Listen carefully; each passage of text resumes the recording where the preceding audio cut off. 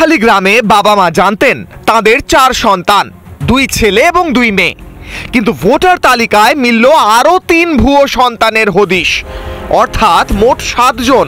যে বাড়িতে আমি এসেছি তিনি হচ্ছেন নগেন্দ্রনাথ বৈদ্য। যে রামপ্রসাদ বৈদ্য বলে তার একজন সন্তান রয়েছে বা একজন ছেলে রয়েছে, সুজন বৈদ্য বলে তার একজন ছেলে রয়েছে, তিনি জানেনই না, কিন্তু তার ভোটার এপিক নাম্বার, সেই এপিক নাম্বার ব্যবহার করে এবং নগেন্দ্রনাথ বৈদ্যকে বাবা সাজিয়ে ভোটার তালিকায় নাম তুলেছে, এমনটাই কিন্তু অভিযোগ উঠছে।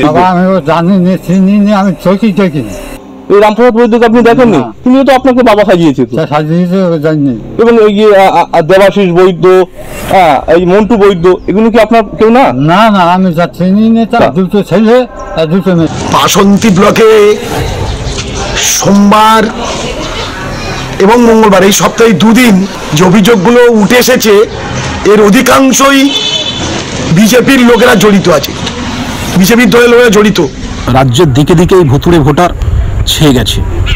আজকে এই তৃণমূল কংগ্রেস দেশের স্বার্থকে উপেক্ষা করে নিজেদের ভোট ব্যাংক স্বার্থকে সুরক্ষিত করার জন্য সুকৌশলে এই বাংলায় ভুতুড়ে ভোটারের বীজ বপন করেছে।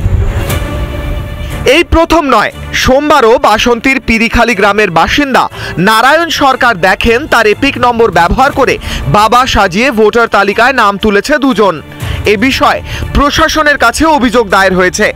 তার রেশ কাটতে না কাটতেই বাসন্তীতেই আরো ভুয়ো ভোটার। 24 পরগনা জেলার বাসন্তী থেকে রঞ্জিত সর্দার, রিপাবলিক বাংলা।